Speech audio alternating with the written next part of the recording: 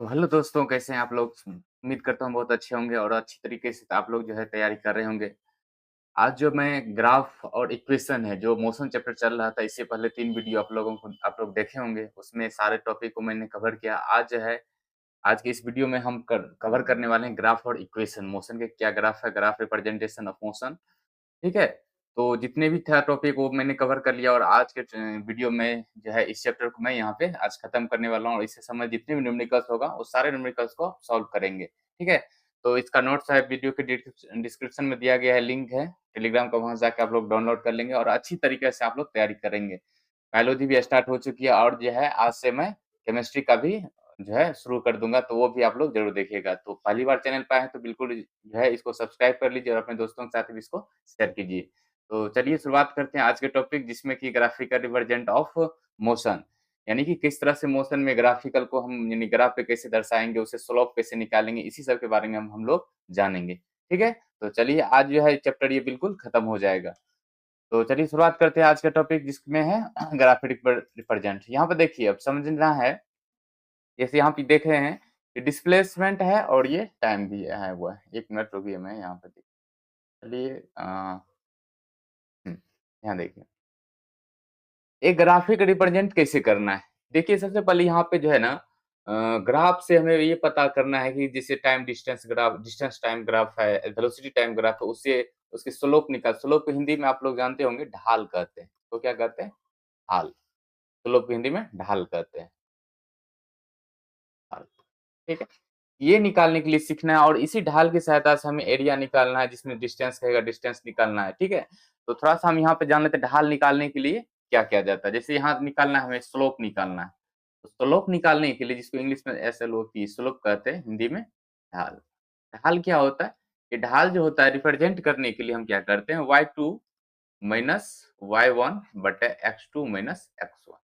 इसका कहेगा ढाल निकालने के लिए। और करेगा इस ढाल से जो निकाल के शायद इस ढाल से हमें क्या प्राप्त होता है, अगर डिस्प्लेसमेंट बाय टाइम है, तो डिस्प्लेसमेंट या टाइम या जैसे इसके बीच में पूछेगा इसका ढाल निकालने के लिए। यहाँ बिंदु बी है, यहाँ पर सी है, 3 और 4 के बीच में करा ढाल निकालने के लिए क्या हो जाएगा? 50 माइनस 40 हो जाएगा, 50 माइनस 40। अब बटे क्या हो जाएगा? 4 माइनस 3, 4 माइनस 3 यानी नीचे समय, तो 10 बटे क्या हो जाएगा? 1, यानी 10 क्या है? डिस्प्लेसमेंट बाय टाइम, यानी कि ये क्या निकल जाएगा मेरा? वेलोसिटी निकल जाएगा, वेलोसिटी। तो इसके बारे में थोड़ा-सा और हम ज चर्चा कर लेते हैं। ग्राफ के बारे में तो आप लोग जानते ही होंगे कुछ, हम ग्राफ के बारे में तो थोड़ा-सा फैक्ट हम समझ लेते हैं। तो एक्स एक्सिस क्या होता है, वाई एक्सिस क्या होता है, में एक्स डैश, वाई डैश क्या होता है और किधर से दूरी मापते हैं कि पॉजिटिव होता है, किधर से नेगेटिव होता है। तो चलिए यहाँ पर हम एक ड्रॉ कर लेते हैं। बिल्कुल सीधा यहाँ पे ड्रॉ करना है।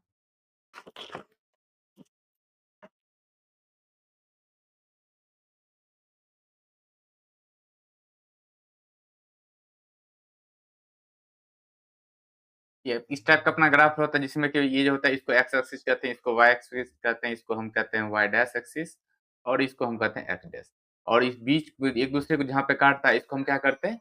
इसको हम करते हैं निर्देशांक कहते हैं। इस चीज़ को हम क्या कहते हैं? ओरिजिन कहते हैं, मूल बिंदु कहते हैं, जहाँ से एक दूसरे को ये कट कर रहा है, आपस में इंटरसेक्ट कर रहा है। तो इधर की दूरी जब भी लेंगे हम इधर, ये सब ही हमें हमेशा दूरी क्या हो जाएगा? पॉजिटिव होगा। ऊपर जाएँगे वाई तरफ ये दूरी हो जाएगा पॉजिटिव होगा। नीचे तरफ आएँगे तो ये दूरी जितना होगा नेगेटिव होगा और इधर आएँगे तो ये दूरी भी नेगेटिव होगा। यानी यहाँ पे +1 +2 +3 इस तरह से लिखेंगे, इधर भी +1 +2 और +3 इस तरह से लिखेंगे। ठीक है? यहाँ -1 -2 -3 इस तरह से लिखेंगे और यहाँ पर -1 -2 -3 इस तरह से हम लिखेंगे। और चूँकि हम पढ़ रहे हैं मोशन और मोशन में डिस्प्लेसमेंट टाइम ग्राफ जो पढ़ना है, तो देखिए यहाँ पे क्या होगा, जब ग्राफिकल रिप्रेजेंट करेंगे, तो यहाँ पे ग्राफ में हमेशा जो एक्स अक्ष की तरफ रहेगा, वो रहेगा, उसको हम रखेंगे, समय को रखेंगे हम एक्स अक्ष की तरफ रखेंगे। किसको रखेंगे? समय को हम हमेशा हम एक्स अक्ष पर रखेंगे। दूरी हो या वेलोसिटी हो, डिस्टेंस हो या कुछ भी रखना है, उसको हम रखेंगे हमेशा वाई अक्ष पे रखेंगे। किधर रखेंगे? वाई अक्ष पर रखेंगे। इतना हमें ध्यान में, क्योंकि समय कभी रुक नहीं सकता। भले दूरी रुक जाए, उसके मतलब दूरी कहते हैं, चाल रुक जाए, उसका ट्रैवल करने का एक्सेलरेशन रुक जाए, वो संभव है, लेकिन समय रुकता नहीं है। तो इसी कारण से इसको हम रखेंगे, एक्स अक्ष पे समय को रखा जाएगा और वाई अक्ष पर जो है दूरी या वेलोसिटी को हम रखेंगे। चलिए और हम डिस्कस कर लेते हैं इसके बारे में। तो लोग कैसे निकालते हैं और ये थोड़ा-सा यहाँ जान लेते हैं। अब यहाँ पे पूछ देगा क्वेश्चन यहाँ पे ये सब सारा जो है ग्राफ दिया गया है। इस ग्राफ से आप क्या समझते हैं? इसकी स्लोप जो है कांस्टेंट है। कांस्टेंट कहने का अर्थ हुआ इधर अगर हम रखेंगे समय को और इधर रखेंगे हम दूरी, दूरी। इधर दूरी और इधर समय रखेंगे। तो जब इधर से हम यहाँ पे मान लीजिए 1, 2, 3 यहाँ 1 सेकंड में, 2 सेकंड में, 3 सेकंड और ये मेरा ओरिजिन हुआ। अगर ओरिजिन को काटते हुए निकलेगी रेखा, ये जो ओरिजिन को काटते हुए जा रही है, तो ये कांस्टेंट होगा। यानी कि अगर हम इसकी बात करें वेलोसिटी की डिस्टेंस अपॉन टाइम जो वेलोसिटी हमें देती है, तो इसका कहेगा जो ग्राफ कैसा है? तो इसका ग्राफ जो है ग्राफ निकालेंगे हम ढाल से। ढाल हमें ये बताएगा, ये स्लोप हमें बताएगा ये किस वेग से चल रही है। या किस चाल से चल रही है। ये कांस्टेंट चाल से चल रही है यानी कि समान समय अंतराल में समान दूरी तय कर रही है, ये बढ़ते जा रहा है। ठीक है? इसको इस प्रकार के ग्राफ को हम क्या कहेंगे? कांस्टेंट है, इसकी स्लोप कैसा होगा? कांस्टेंट होगा। ये क्या हुआ? धीरे-धीरे यहाँ गया, धीरे-धीरे उसके बाद यहाँ पे बढ़ते जा रहा है। यानी ये इंक्रीजिंग कर रहा है, ये घट नहीं रहा, बढ़ते जा रहा है। यहाँ पे देखिए कोई वस्तु है, यहाँ पे थोड़ा-सा इसको हटा लेते हैं। यहाँ पे कोई कह देगा इस ग्राफ से आप क्या समझते हैं? ये ग्राफ है अगर यहाँ दे देंगे, डिस्टेंस टाइम ग्राफ रहेगा यहाँ दे देंगे और ये रहेगा। इसका कहने का अर्थ तो समय तो बढ़ रहा है लेकिन कोई आदमी यहाँ जाके रुक गया, यानी कि इसको हम कहेंगे रेस्ट में। ये कहेंगे क्या? रेस्ट में। ये है इंक्रीजिंग कर रहा है, ये मोशन ये इंक्रीजिंग कर रहा है, बढ़ रहा है इसका। और ये क्या? ये कांस्टेंट से चल रहा है, एक नियत चाल के से वो चल रहा है। ये रेस्ट में आ जाएगा, रेस्ट वाला कंडीशन में ही होता है। अगर ये क्या तो स्लोप अगर नेगेटिव आ जाए तो स्लोप को नेगेटिव कहने का अर्थ हुआ कि इसकी चाल घट रही है। इसकी चाल क्या हो रही है? घट रही है, ऊपर से नीचे आ रही है। ठीक है? अगर एक आता है एंगुलर वाला केस यानी कि कोण पे, जिसका स्लोप ज़्यादा कोण बनाएगा, उसका स्लोप ज़्यादा होगा। जैसे कि यहाँ पे एंगल ए और बी यहाँ देखिए, मान लीजिए यहाँ पे बना रहा है 45 डिग्री और यहाँ बना रहा है बी क्या बना रहा है 60 डिग्री। तो सबसे ढाल किसका ज़्यादा होगा? बी का। स्लोप भी इसका ज़्यादा होगा। तो इस तरह से हम और सारा भी डिस्कस करेंगे। तो चलिए हम बात करते हैं और जो इस डिस्टेंस टाइम ग्राफ जो है इससे हमें क्या प्राप्त होता है इसके स्लोप से, इसके बारे में हम इसके बाद कुछ क्वेश्चन भी इस पे हम डिस्कस करने वाले हैं। चलिए अगला क्वेश्चन हम आगे टॉपिक पर हम डिस्कस करते हैं। यहाँ पे कह रहा है कि अपना जो है ग्राफ के टाइप हो गया है, जिसमें पहला आता है अपना डिस्टेंस टाइम ग्राफ जिसको हम कहते हैं दूरी, समय, ग्राफ, आरेख जिसको हिंदी में आरेख भी कहते हैं। दूरी समय ग्राफ इसकी ढाल से हमें क्या प्राप्त होगा? दूरी समय ग्राफ में सबसे पहले ये जानना है कि दूरी को कहाँ रखेंगे और समय को कहाँ रखेंगे। अब जैसे हम बताए थे दूरी समय जब हम मोशन पढ़ रहे हैं, तो दूरी को हम किधर रखेंगे? यहाँ देख लीजिए।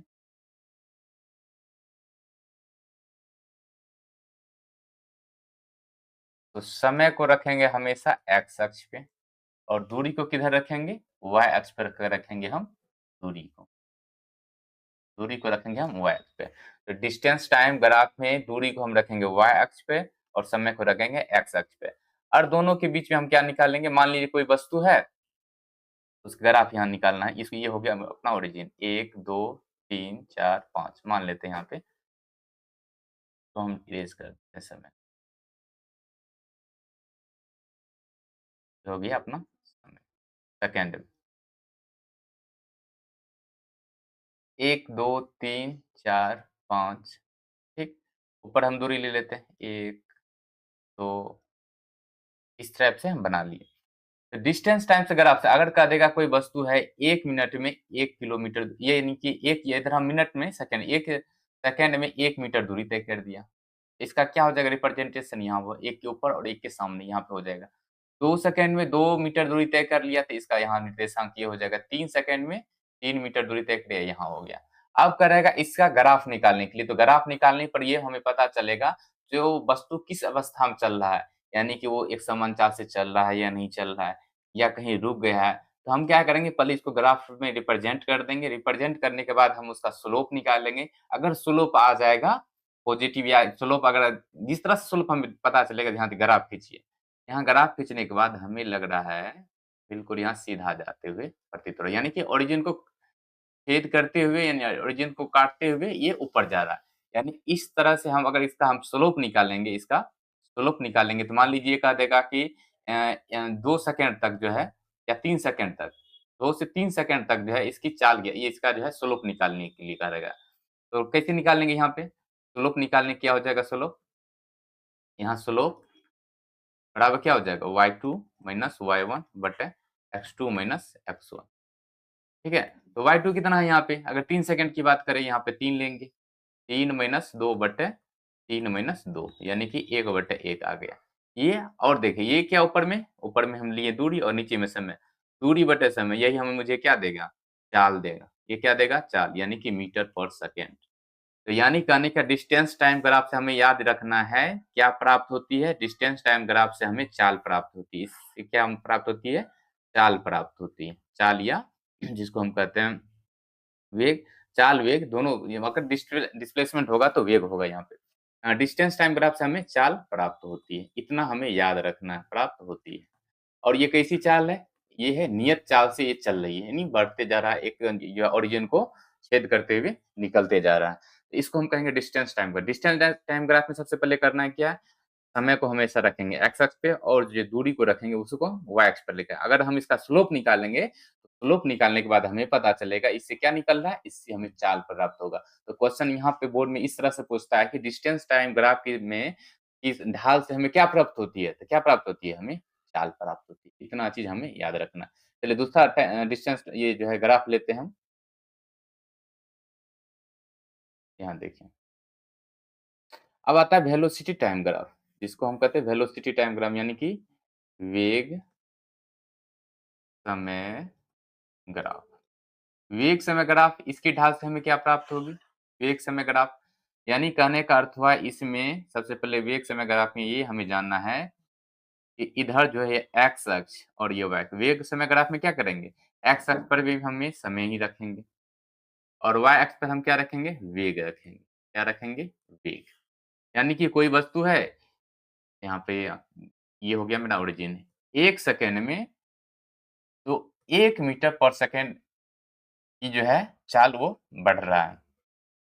2 सेकंड में 2 मीटर पर सेकंड की चाल से बढ़ रहा है। 3 सेकंड में 3 मीटर पर सेकंड की चाल से वो आगे बढ़ रहा है। तो कहेगा जो है इसका स्लोप निकालने के लिए, तो क्या करेंगे? इसका पहले ओरिजिन मिला देंगे। आप ग्राफ बनाए होंगे तो पता होगा ये ओरिजिन होता है एक्स अक्ष के सामने और वाई अक्ष के सामने। इसको हम मिला देते हैं। इससे हमें क्या पता है? एक सीधी रेखा इसको जो है एक सीधी रेखा जा रही है, ओरिजिन से होते हुए जा रही है। इस प्रकार के हम ग्राफ को हम क्या कहेंगे? यानी कि अब इसका हम स्लोप कहेगा निकालने के लिए, स्लोप।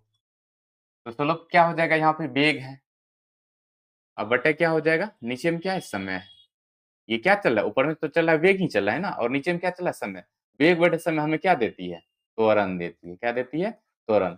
यानी कि पूछ देगा यहाँ से वेलोसिटी टाइम ग्राफ की सहायता से आप मुझे क्या प्राप्त होती है? तो हमें त्वरण पता प्राप्त होते है।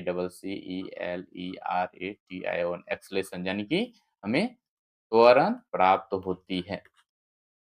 डिस्टेंस टाइम ग्राफ से हमें चाल प्राप्त होती है। वेलोसिटी टाइम ग्राफ से हमें क्या प्राप्त होती है? त्वरण प्राप्त होती है। इतना चीज समझ गया। अब इसके आधार पर हम न्यूमेरिकल्स हमको मिलेगा। यहाँ पे ये बढ़ रहा है, ये नियत त्वरण से ये जो है गाड़ी चल रही है। अगर ये गया यहाँ पे और यहाँ हो गया इससे, इसके बाद बढ़ ही रहा है, तो ये क्या हो जाएगा? बिल्कुल नॉर्मल हो जाएगा, नियत से जाए वहां जाके रुक गया, आगे नहीं बढ़ रहा है। इसको कांस्टेंट कहेंगे यहाँ पे। ठीक है, तो आगे हम सभी टाइप का हम जो है ग्राफ यहाँ पे रिप्रेजेंट करने के देखेंगे, न्यूमेरिकल्स भी इस पे सॉल्व करेंगे। तो इतना चीज बस ध्यान रखना, डिस्टेंस टाइम ग्राफ से हमें चाल की प्राप्ति होती है और वेलोसिटी टाइम ग्राफ से हमें जो है किसकी प्राप्त होती है? त्वरण की प्राप्त होती है। तो इतना चीज आप लोग ध्यान में रखिएगा। चलिए इसके आधार पे हम कुछ क्वेश्चन भी सॉल्व करेंगे। यहाँ पर जैसे देख लीजिए। हाँ, एक बात और यहाँ पे देख ली, यहाँ पे एक क्वेश्चन हम यहाँ पे सॉल्व कर लेते हैं। क्या क्वेश्चन है? एक, एक ये ग्राफ इस टाइप का यहाँ पे दिया हुआ है। कह रहा है कि कैलकुलेट करने के लिए ये ग्राफ दिया हुआ है और कैलकुलेट करने के लिए पहला कंडीशन में कह रहा है कि जो एक्सलेशन फर्स्ट में कह रहा है एक्सलेशन इन फर्स्ट 2 सेकंड, यानी 2 सेकंड में, ये समय दिया हुआ सेकंड में, और ये दिया है, ये दिया है क्या दिया है? मीटर पर सेकंड में दिया है। यानी कि ये एक्सलेशन जैसी की बात ये है, इधर है वेग। क्या है? इधर वेग है, ऊपर में वेग है और इधर दिया समय। कह रहा है 2 सेकंड में इसका त्वरण क्या होगा? ये हुआ 1 और ये हुआ 2, 3, 4, ये 2 का एवरेज लिए हैं। जैसे आप ग्राफ बनाए होंगे मैथ में, तो आपको पता होगा कि जो कितना इंटरवल लिया जाता है। कभी 2 भी लिया जाता है, कभी बड़ा अगर अंक लेना है तो 5, 10 भी लेते हैं, 50 भी लेते हैं, 100 भी लेते हैं, 100 के इंटरवल में लेते हैं। यहाँ 2 के इंटरवल में लिया है और ऊपर में लिया है 4 के इंटरवल में। कह रहा है कि एक्सेलरेशन इन फर्स्ट 2 सेकंड, यानी 2 सेकंड में, जो यहाँ पे 1 सेकंड ये हुआ 0 और 2 सेकंड के बीच में करा इसका त्वरण ज्ञात करने के लिए। त्वरण कैसे ज्ञात करेंगे? यहाँ पे क्या है, इसका ये 4, 2 पे गया है 4 और यहाँ पे 2 पे देखिए। तो त्वरण यहाँ पे क्या निकालने के लिए हम क्या करेंगे, इसका निकालेंगे स्लोप। क्या निकालेंगे? स्लोप निकालना है। एसएलओपी स्लोप निकालेंगे तो त्वरण निकल जाएगा, क्योंकि वेग समय ग्राफ से हमें क्या प्राप्त की ढाल से हमें त्वरण प्राप्त होती है। तो त्वरण निकालने के लिए क्या करेंगे आप? त्वरण निकालने के इसका हम क्या निकाल देंगे? स्लोप निकाल देंगे। तो स्लोप कैसे निकलेगा? यहाँ पे देखिए, ये हुआ y2 minus y1, y2 minus y1 बटे x2 माइनस x1। क्या हो जाएगा?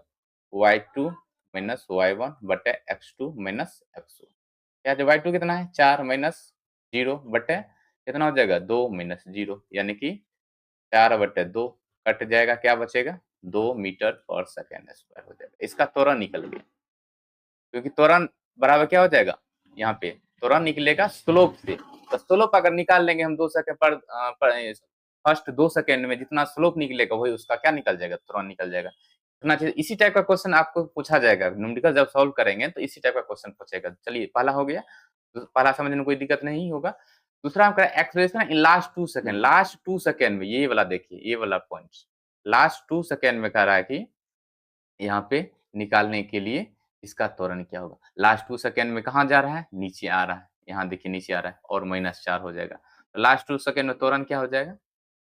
त्वरण बराबर हम इसका भी निकाल लेंगे, क्या? स्लोप ही निकाल लेंगे, क्योंकि स्लोप निकालेगा तो उसका त्वरण निकल जाएगा, क्योंकि स्लोप से ही हमें त्वरण प्राप्त होती है वेलोसिटी टाइम ग्राफ से। स्लोप क्या हो जाएगा? y2 माइनस y1 बटे x2 माइनस x1।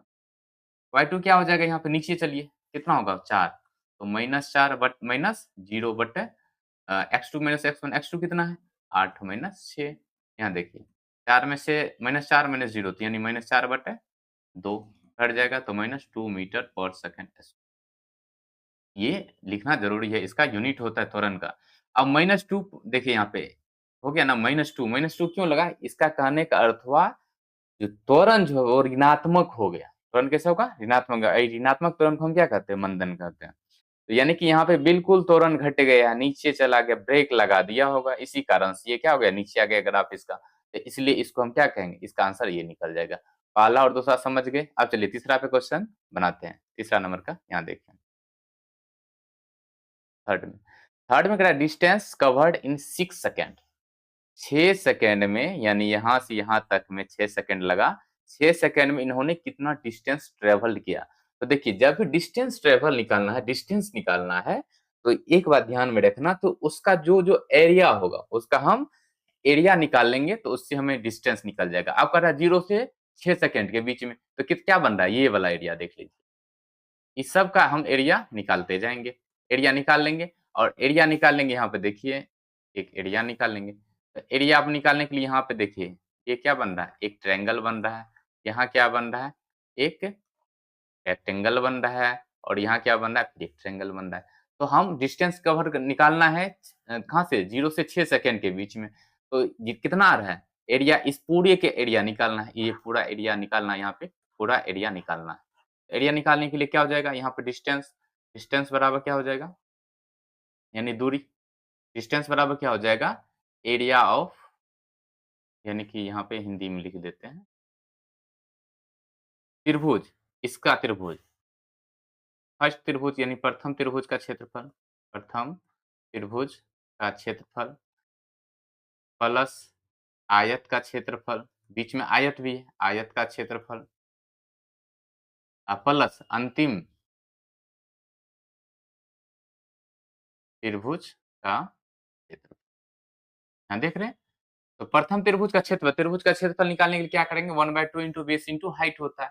तो क्या हो जाएगा? 1/2 इंटू बेस, बेस क्या है यहाँ पे? 2, और हाइट कितनी है? ऊपर कितना तक गया है? 4 तक गया, तो 4 प्लस आयत का क्षेत्रफल। आयत का क्षेत्रफल क्या होता है? लंबाई गुना चौड़ाई। लंबाई यहाँ कितना है? यहाँ देखिए, यहाँ से यहाँ तक के बीच में कितना है?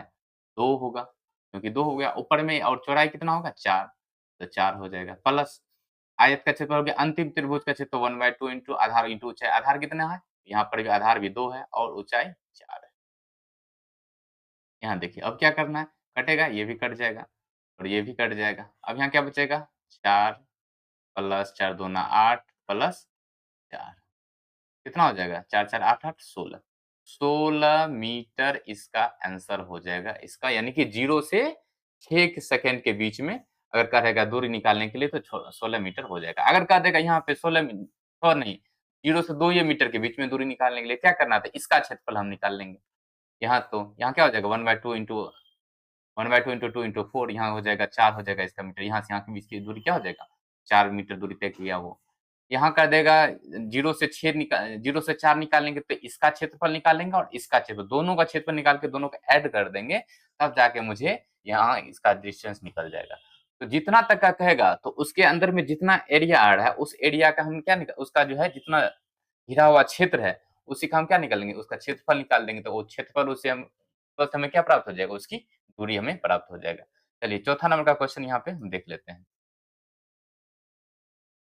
4 में क्वेश्चन में क्या कर रहा है? Time period of uniform motion. Time period of uniform motion.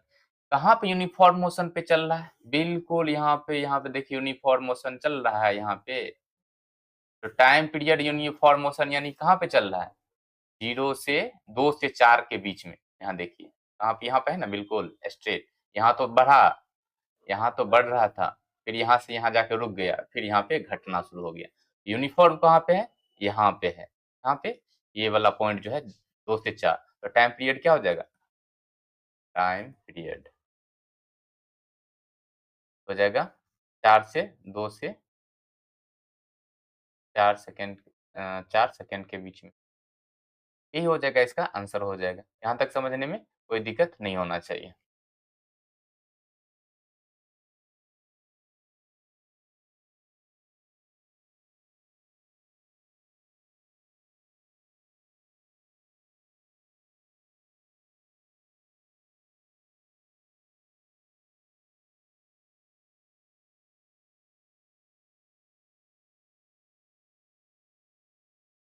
चलिए।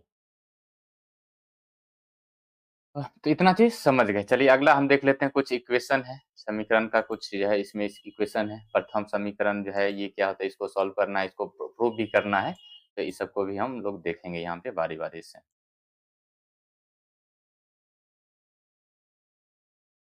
चलिए, गति का कारक प्रथम समीकरण नियम, जिसको हम कहते हैं वेग समय संबंध, यानी कि वेग समय संबंध, वेग और समय के बीच में क्या संबंध रिलेशन है, ये गति का प्रथम समीकरण कहलाता है। इसमें कि होता है v बराबर u प्लस ए टी। प्रथम गति समीकरण क्या है? v बराबर u प्लस ए टी, यानी कोई वस्तु है जो एक समान त्वरण से चल रही, एक सीधी रेखा पे चल रही है।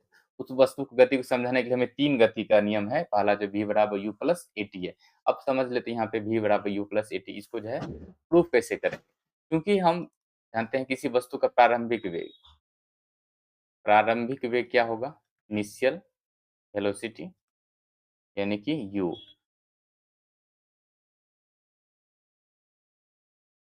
वस्तु का हम मान लेते हैं u है। अंतिम वेग वो हो जाता है v, और समय कितना समय लग रहा है? समय हो जाएगा t, और त्वरण क्या हो जाएगा? a। तो चूंकि हम जानते हैं कि जब कोई वस्तु जो है एक समान त्वरण से जा रहा है, यानी कि वेग में, किसी वस्तु के वेग में परिवर्तन हो रहा है, तो वही परिवर्तन की दर को हम क्या कहते हैं? त्वरण कहते हैं। क्योंकि हम जानते हैं a बराबर, फॉर्मूला हम पढ़े थे v minus u by t, ये पढ़े ना?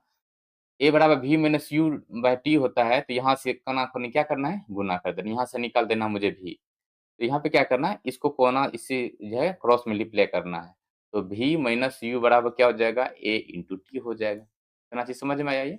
a minus T.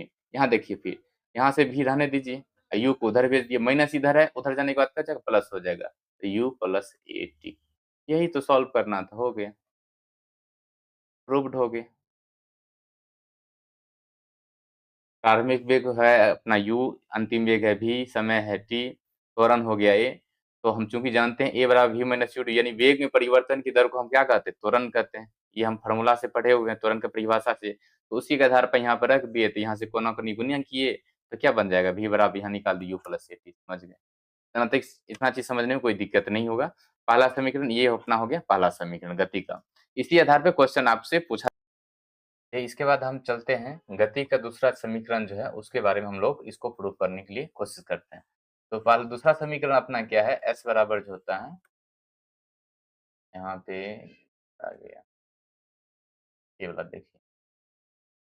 दूसरा समीकरण अपना क्या है, s बराबर ut plus half at square, इसको सॉल्व करना है। ठीक है, तो चूंकि हम जानते हैं कि औसत चाल बराबर या औसत वेग बराबर, कैसे निकालेंगे औसत चाल, औसत चाल, औसत चाल निकालना प्रारंभिक और अंतिम गया है, तो v प्लस u, यानी कि प्रारंभिक और अंतिम वेग दोनों को निकाल देंगे यहाँ पे, u प्लस v, ये प्रारंभिक हुआ, ये अंतिम वेग बटे 2। ठीक है, ये निकल गया अपना औसत चाल। चलिए अब यहाँ पे हम औसत चाल, क्योंकि औसत चाल जो है, औसत चाल से हमें औसत चाल बराबर कैसे निकलता है फॉर्मूला, इसको समीकरण आप फर्स्ट मान लीजिए। ठीक है, औसत चाल बराबर यहाँ पे अगर हम निकल, उसके बाद यहाँ पे देख लीजिए यहाँ तक ठीक है। अब यहाँ पे करना है क्या, औसत चाल, औसत चाल जो है विस्थापन निकालना है, क्योंकि विस्थापन बराबर क्या होता है, विस्थापन बराबर होता है औसत चाल, औसत वेग भी बोल सकते हैं गुना समय, औसत वेग गुना समय। यहाँ से औसत चाल निकालेंगे तो विस्थापन बटे समय होता है, विस्थापन के सापेक्ष अगर हमने निकालेंगे तो ये क्या हो जाएगा, गुना हो जाएगा। इधर हम क्या करते हैं, गुना कर दिए, तो है कि ये विस्थापन को हम सूचित करते हैं s से, और औसत चाल वाला समीकरण फर्स्ट में देखिए u प्लस v बटे 2 इंटू क्या हो जाएगा, समय का t। यहाँ देखिए अब u प्लस v, u को रहने दीजिए, v बराबर समीकरण फर्स्ट में देखिए v बराबर क्या था, u प्लस at था ना समीकरण फर्स्ट में जो हम निकाले थे, गति का प्रथम समीकरण बटे 2 इंटू टी। यहाँ रहने दीजिए, u और u क्या हो जाएगा, 2u plus 80 by 2 into t, और t को दोनों से गुना हो जाएगा, तो टी को क्या हो जाएगा, दोनों से गुना हो जाएगा, और यहाँ पे है s तो आ ही रहा है, s आ रहा है, s आ रहा है।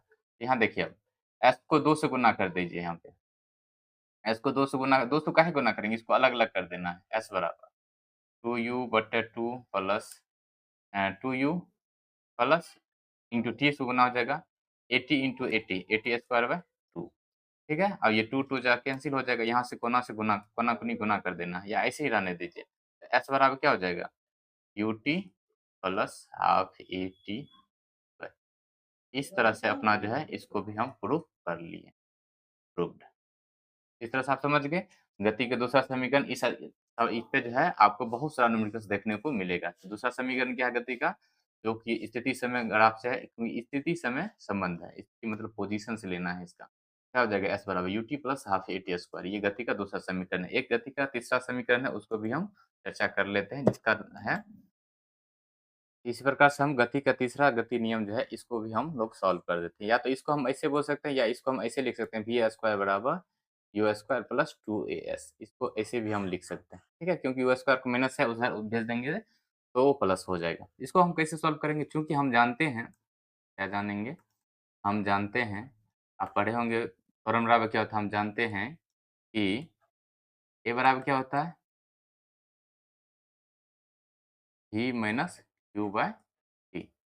ठीक, यहाँ से हम t निकाल देंगे, t बराबर क्या हो जाएगा, यहाँ रहने दीजिए, v माइनस यू बाय ए, इसको समीकरण फर्स्ट मान लेते हैं। t यहाँ से निकाल दिए। अब यहाँ पे चूंकि यहाँ पे देखिए अब ये हो गया क्योंकि, और हम जानते हैं s बराबर विस्थापन, विस्थापन का औसत चाल बटे 2, तो विस्थापन बराबर क्या हो जाएगा यहाँ पे, v प्लस यू बटे 2। ठीक है, तो यहाँ पे हो जाएगा, इसको समीकरण मान लीजिए फर्स्ट इंटू टी, ये भी हो जाएगा ना समय, ये औसत चाल हो गया गुना समय, ये u। तो समीकरण फर्स्ट एवं सेकंड को देखिए, समीकरण फर्स्ट एवं सेकंड से, यहाँ समीकरण फर्स्ट एवं सेकंड से अगर हम देखें तो क्या करेंगे, समीकरण फर्स्ट का मान जो है सेकंड में रख देंगे टी के जगह, तो s बराबर यहाँ क्या हो जाएगा, s बराबर टी का मान यहाँ समीकरण में रख दीजिए यहाँ पे, तो v प्लस यू तो होगा ही, अब बटे क्या हो जाएगा 2 और गुना टी की जगह हम क्या रखेंगे v माइनस यू बटे ए। तो क्रॉस मल्टीप्लाई कीजिए यहाँ पे 2a गुना यहाँ पे देखिए ए प्लस बी और ए माइनस बी ये दोनों फॉर्मूला पे आ गया। ए प्लस बी इंटू ए माइनस बी क्या हो जाएगा a square minus b square. आप पढ़े होंगे द्विघात समीकरण में ये जो बीजीय व्यंजक जो होगा उसमें आप पढ़े होंगे a square plus b a square minus b square हो जाता है। A plus b into b तो हो जाएगा ए माइनस बी तो हो जाएगा a square minus b square. तो एस बराबर क्या हो जाएगा यहाँ पे एस बराबर b square minus u square अब बट्टा ए गुना 2 तो 2a हो जाएगा। अब इसको हम क्रॉस मल्टीप्लाई कर लेंगे तो क्या हो जाएगा यहाँ पे देखिए 2as हो जाएगा और यहाँ हो जाएगा v square minus u square निकल गया। या यहाँ तो यहाँ भी प्रूव कर सकते हैं या यहाँ पर लिख सकते हैं v स्क्वायर बराबर क्या हो जाएगा यू स्क्वायर को इधर भेज दीजिए क्या हो जाएगा यू स्क्वायर प्लस 2as। इस तरह से हमारा तीनों समीकरण जो है वो हो गया है प्रूव्ड। तीनों प्रूव्ड। पहला गति समीकरण क्या है पहला गति का समीकरण है v बराबर u प्लस टी दूसरा है s बराबर U T plus half T square तीसरा था अपना v square minus u square बराबर 2s या इसी को हम कर सकते हैं v स्क्वायर बराबर यू स्क्वायर प्लस 2s। इतना चीज हम लोग समझ गए। चलिए इस पे हम कुछ सवाल इसको हम सॉल्व कर लेते हैं। इस आधार पे जो है कुछ सवाल आप लोगों को दिया गया है। चलिए एक नंबर का क्वेश्चन कर रहा है कि एक वस्तु 10 मीटर पर सेकंड की प्रारंभिक वेग से 2 मीटर पर सेकंड स्क्वायर के त्वरण से 5 सेकंड तक चलती है तो अंतिम वेग ज्ञात करने के लिए हम क्या बताए थे तो कैसे सोल्व करना है जो सबसे पहले दिया गया ना वो हमें लिखेंगे। तो दिया क्या गया सवाल से पहले हम देखना है दिया गया है क्या दिया गया है प्रारंभिक वेग दिया गया है यानी कि u दिया हुआ कितना है 10 मीटर पर सेकंड और त्वरण दिया है ए दिया है कितना 2 मीटर पर सेकंड स्क्वायर से ये चल रहा है और क्या समय दिया है टी बराबर कितना दिया है 5 सेकंड। तो कह रहा है क्या हमें अंतिम वेग निकालने के लिए v बराबर क्या होता है क्योंकि v बराबर हम गति के प्रथम समीकरण से पढ़े थे v बराबर u प्लस ए टी होता है। तो फॉर्मूला रख दीजिए यहाँ पे u का वैल्यू कितना है 10 प्लस a का वैल्यू है 2 और गुना 5 तो 10 और प्लस 5 दूनी 10 बराबर 20 मीटर पर सेकेंड इसका आंसर हो जाएगा। आसानी से निकल गया। इसी टाइप का क्वेश्चन हम दूसरा देख लेते हैं यानी कि जो दिया गया हमें न्यूमेरिकल सॉल्व करने के लिए हमें क्या करना है क्या जो पहले सबसे पहले दिया गया वो लिखेंगे जो मांग क्या रहा है उससे संबंधित हम फार्मूला खोजेंगे। फार्मूला हम पढ़ चुके हैं गति के प्रथम समीकरण पर उसी पे बिल्कुल ये आधारित क्वेश्चन था। चलिए अगला हम क्वेश्चन सॉल्व कर लेते हैं। दूसरा क्वेश्चन क्या है जो एक वस्तु है जो 5 मीटर पर सेकंड की प्रारंभिक वेग से 3 मीटर पर सेकंड के त्वरण से 4 सेकंड तक चलती है तो दूरी ज्ञात करने के लिए कह रहा है एस निकालना है। दिया क्या गया है वस्तु की प्रारंभिक वेग दिया है u बराबर दिया है 5 मीटर पर सेकंड उसके बाद जो है ए दे दिया है त्वरण दे दिया है 3 मीटर पर सेकंड स्क्वायर की त्वरण से 4 सेकंड तक चलती है टी बराबर दे दिया है 4 सेकंड 4 सेकंड की त्वरण से वेग से इतना त्वरण तक चलती है। तो एक वस्तु प्रारंभिक वेग से 3 मीटर पर सेकंड का त्वरण से 4 सेकंड चलती है तो दूरी ज्ञात करने के लिए दूरी बराबर फॉर्मूला क्योंकि हम पढ़े हुए हैं गति के दूसरे समीकरण से एस बराबर होता है U T plus half A T square. वही फॉर्मूला आप रख दीजिए यू कितना है 5 गुना 4 प्लस हाफ इंटू ए कितना है 3 टी स्क्वायर टी का वैल्यू है 4 4 का स्क्वायर कितना हो जाएगा 16। यहाँ पे देखिए 8 दूनी 16 ये हो जाएगा 8 दूनी 16 कट जाएगा यहाँ का पंचों का 20 प्लस 8 या 24 कितना हो जाएगा 20 24 44 मीटर इसका आंसर। गति के दूसरे समीकरण के आधार पर ये न्यूमेरिकल था। चलिए अगला हम क्वेश्चन हम देख लेते हैं फटाक से। कह रहा है कि एक वस्तु 20 मीटर पर सेकंड से 2 मीटर पर सेकंड स्क्वायर के मंदन रिटार्डेशन यानी कि गति घटा लिया है यानी त्वरण घट गया यानी माइनस में चला गया रिटार्डेशन मंदन किसे कहते हैं ऋणात्मक त्वरण को मंदन कहते हैं मंदन से रुकती है। तो कह रहा है कि दूरी ज्ञात करने के लिए एक वस्तु 20 मीटर पर सेकंड से जो है तो इसका प्रारंभिक वेग क्या हो जाएगा प्रारंभिक हो जाएगा 20 मीटर पर सेकंड। ठीक है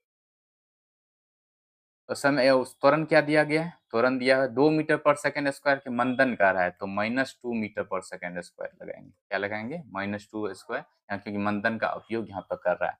और कह दूरी रुक जाती है, तो रुक जाने के बाद इसका फाइनल वेलोसिटी क्या हो जाएगा, v। फाइनल वेलोसिटी हो जाएगा 0 मीटर पर सेकंड, क्योंकि अंतिम में वो रुक जाती है। तो इसकी सहायता से कर रहा है दूरी निकालने के लिए, क्योंकि s बराबर फॉर्मूला पढ़े थे, यहाँ पे देखिए माइनस कर दिए, v स्क्वायर बराबर पढ़े थे u स्क्वायर प्लस 2as, ये वाला फॉर्मूला पढ़े थे। v स्क्वायर होगा 0 का स्क्वायर प्लस बराबर u स्क्वायर यानी कि 20 का स्क्वायर प्लस 2a का वैल्यू है 2 इंटू 2, यहाँ पे माइनस प्लस दोनों ले सकते हैं। अभी यहाँ पे माइनस ऋणात्मक करा यानी कि रुक गया है, तो 2 गुना s, यहाँ से देखिए अब 2as निकालना है ना ये स्क्वायर यू स्क्वायर, यहाँ देखिए क्या हो जाएगा 40, यहाँ पे हो जाएगा, यहाँ पे माइनस ही लगेगा, यहाँ पे माइनस ही लगेगा, माइनस माइनस माइनस। चलिए 20 स्क्वायर कितना हो जाएगा, 20 है 400, 400 को इधर ले आएंगे, 400 तो माइनस हो जाएगा, इधर क्या है 2 इंटू 2 जा 4s, तो s यहाँ क्या हो जाएगा, s बराबर -4s, यहाँ कर दो तो माइनस माइनस कैंसिल हो जाएगा, फिर वही बात हो जाएगा प्लस ये वाला।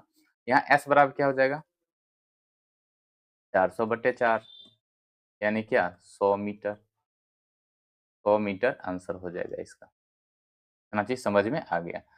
और कोई न्यूमेरिकल्स है तो देख लेते हैं।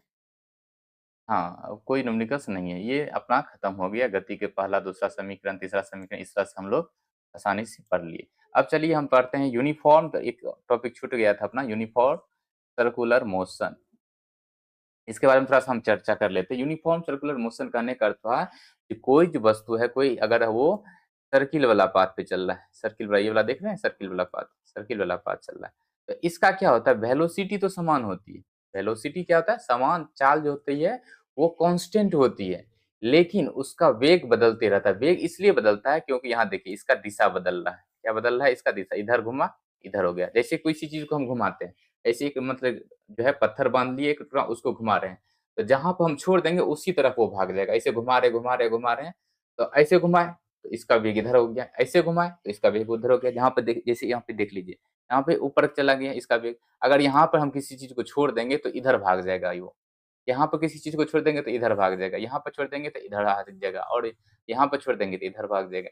इसी को हम कहते हैं क्या, यूनिफॉर्म सर्कुलर मोशन, यानी कि इसमें चाल तो होता है कांस्टेंट, लेकिन वेग बदलते रहता है क्योंकि उसकी दिशा बदलती है।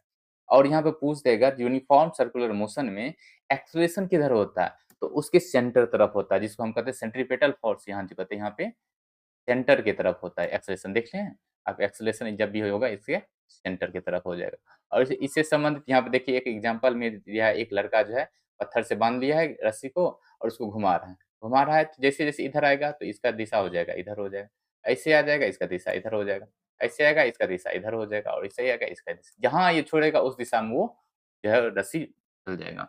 अब क्या रहेगा, इसकी सहायता से आप जो है दूरी ज्ञात करने के लिए, वेग निकालने के लिए कह देगा। तो वेग बराबर फॉर्मूला क्या होता है, दूरी बटे क्या होता है, समय। दूरी बटे समय, दूरी यहाँ क्या हो जाएगा, वेग बराबर, यहाँ निकालेंगे अगर सर्कुलर मोशन, ये समान वृत्तीय, एक समान वृत्तीय यानी कि यूनिफॉर्म सर्कुलर मोशन के लिए दूरी कैसे हो जाएगा, दूरी जो होगा यानी कि ये कैसा है, वृत्तीय पथ है, वृत्तीय पथ का पूरा दूरी कितना होता है 2πr होता है। क्या होता है 2πr, उसका r हो गया उसका रेडियस, अब बटे कितना, जितना एक चक्कर पूरा करने में जितना समय लग रहा है वही हुआ t, तो दूरी इससे निकल गया। अगर कहा जाएगा इसे एक्सप्रेशन निकालने के लिए, तो एक्सप्रेशन क्या हो जाएगा, v स्क्वायर बटे r हो जाएगा, उसका रेडियस हो जाएगा, नीचे में, और हो जाएगा v स्क्वायर यानी उसका v गुना v हो जाएगा वही प्रारंभिक वेग और अंतिम वेग, उसी को त्वरण कहते हैं, अंतिम वेग माइनस प्रारंभिक वेग, उसी को यानी वेग में परिवर्तन की दर को हम त्वरण कहते हैं। तो त्वरण निकल जाएगा ये इस वाला फॉर्मूला से, और वेग निकल जाएगा इससे। ठीक है, तो इस पे हम कुछ एक दो न्यूमेरिकल सॉल्व कर लेते हैं ताकि हमें आसानी से ये समझ में आ जाए। क्या न्यूमेरिकल जब तक सॉल्व नहीं कीजिएगा कॉन्सेप्ट आपका क्लियर नहीं होगा। तो चलिए एक क्वेश्चन यहाँ पे लिया गया है, एक वस्तु 60 मीटर त्रिज्या के वृत्त में 22 सेकेंड, और इसका एग्जांपल पूछ देगा यूनिफॉर्म, जैसे कि आप देख रहे हैं पंखा, पंखा भी चलता है तो वो एक यूनिफॉर्म स्पीड से चल रहा है, यूनिफॉर्म मोशन से चल रहा है। उसके बाद हमारा पृथ्वी जो है वो भी यूनिफॉर्म स्पीड से चल रहा है।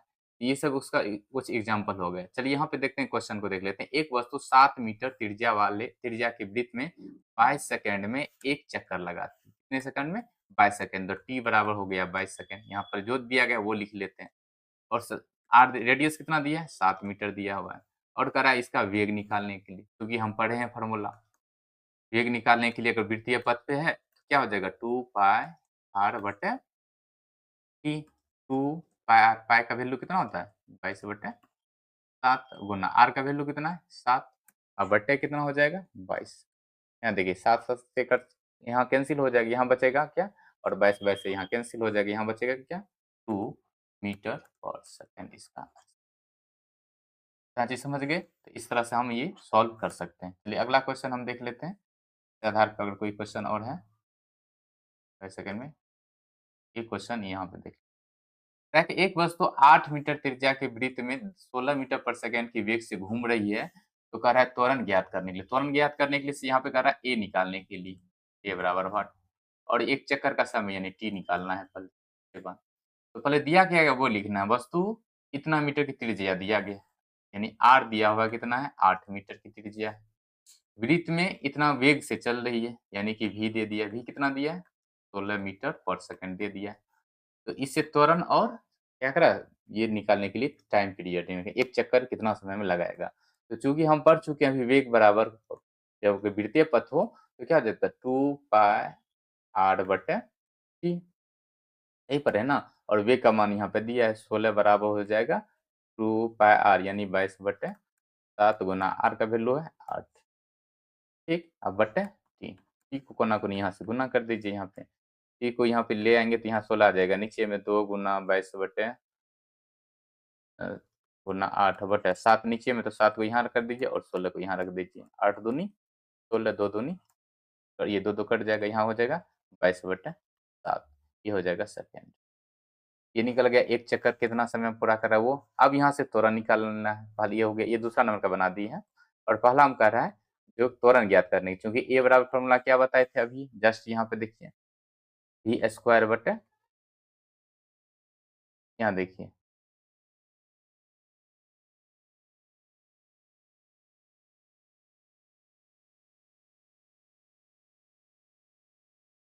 हाँ, वी स्क्वायर बटे आर। तो यहाँ पे सॉल्व करना है वी स्क्वायर बटे आर। आर यहाँ पे दिया हुआ है। वी स्क्वायर कितना निकाले हम? वी स्क्वायर यानी 16 गुना 16, स्क्वायर है तो 2 बार गुना कर देंगे। आर कितना वैल्यू है? आर का वैल्यू है 8। हट जाएगा, यहाँ पे कितना हो जाएगा? 16 दूनी ये 8 दूनी 16, तो 16 दूनी 32 मीटर पर सेकंड स्क्वायर इसका आंसर हो जाएगा। तो इस तरह से हम लोग देख लिए, इस टाइप का क्वेश्चन जितना ही है हम लोग सॉल्व करेंगे। इस तरह से अपना जो है गति वाला चैप्टर है वो बिल्कुल खत्म हो चुका है। इसी संबंधित कोई भी अगर क्वेश्चन हो, डाउट हो, इसका जो है एनसीईआरटी का जितना भी क्वेश्चन वो भी हम लोग है जो है सॉल्व करेंगे। इसकी चिंता आप लोग नहीं करें। और कहीं भी दिक्कत होगा समझने, कॉन्सेप्ट समझने में, तो आप हमें कमेंट के माध्यम से जो है पूछ सकते हैं। और इस वीडियो को आप ज़्यादा से ज़्यादा अपने दोस्तों के साथ शेयर कीजिए ताकि वो भी उनका लाभ ले सके। और चैनल में पहली बार आए हैं तो इस सहरसा साइंस स्टडी को आप लोग जो है सब्सक्राइब कर लीजिए। इस पे जी देखिए सारा टॉपिक यहाँ पे पढ़ाया जाएगा, सारा जो है सब्जेक्ट पढ़ाया जाएगा कुछ दिन के बाद। तो इसकी चिंता आप लोग नहीं कीजिए। बायोलॉजी भी शुरू हो चुका है, केमिस्ट्री भी आज जो है एक नया वीडियो आएगा केमिस्ट्री का, तो वो भी शुरू हो जाएगा। और फिजिक्स तो चल ही रहा, 2 चैप्टर फिजिक्स का खत्म हो चुका है। तो मिलते हैं नेक्स्ट वीडियो में, तब तक के लिए जय हिंद। जानते हैं कि क्या जानते हैं यहाँ पे अंतिम वेग और यहाँ पे प्रारंभिक वेग है। यू क्या है? अंतिम वेग। ये प्रारंभिक वेग और भी क्या है? अंतिम वेग है। तो अंतिम वेग और प्रारंभिक, ए क्या है अपना? ये अपना है त्वरण। और एस क्या है? यहाँ पे विस्थापन की बात करें या दूरी की हम बात करें, स्थिति उसका वो जो है विस्थापन है। ठीक है, तो हम जानते हैं क्या है, यू बराबर भी बराबर क्या होता है? U plus a t. V बराबर यू प्लस ए टी समीकरण हम फर्स्ट से हम पढ़े हैं। गति का प्रथम समीकरण था, उस वी बराबर यू प्लस ए टी। तो यहाँ से हम जान, इसलिए हम लिखें वी बराबर यू प्लस ए टी हो गया। अब यहाँ पे क्या करना है? ए टी इस तरह से हम रखते हैं। ए टी एक हल्का गड़बड़ा गया है,